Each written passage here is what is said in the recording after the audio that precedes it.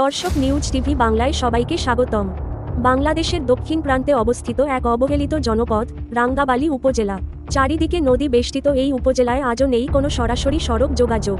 যাতায়াতের একমাত্র ভরসা লঞ্চ, ইঞ্জিন চালিত ট্রলার ও স্পিড বোট। কিন্তু দুঃখজনক বিষয় হলো, এই ট্রলার ও স্পিডবোট ঘাটে পৌঁছানোর রাস্তাগুলোর অবস্থা চরমভাবে নাজুক। ভাঙাচোরা, কাদামাটি আর অনিরাপদ এই রাস্তাগুলো যেন কারো দায়িত্বই নেই। মেরামতের জন্য নেই কার্যকর কোনো উদ্যোগ।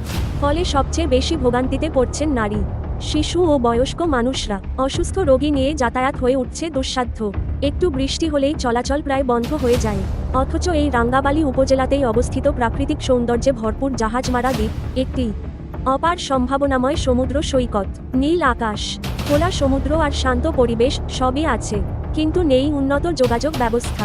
যাতায়াতের দুরবস্থার কারণে আজও পর্যটকদের কাছে অচেনা রয়ে গেছে এই সম্ভাবনাময় পর্যটন এলাকা।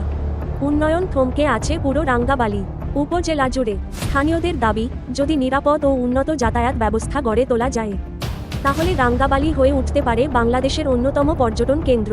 বদলে যেতে পারে হাজারো মানুষের জীবনমান। এখন দেখার বিষয়, দায়িত্বশীল মহল কবে নজর দেবে দক্ষিণের এই সম্ভাবনাময় পর্যটক কেন্দ্রের দিকে, অবহেলিত জনপদের দিকে। Mohammad Shaon Mridha, news TV Bangla, Rangabali. News TV Bangla, সত্যের সাথে আগামী পথে।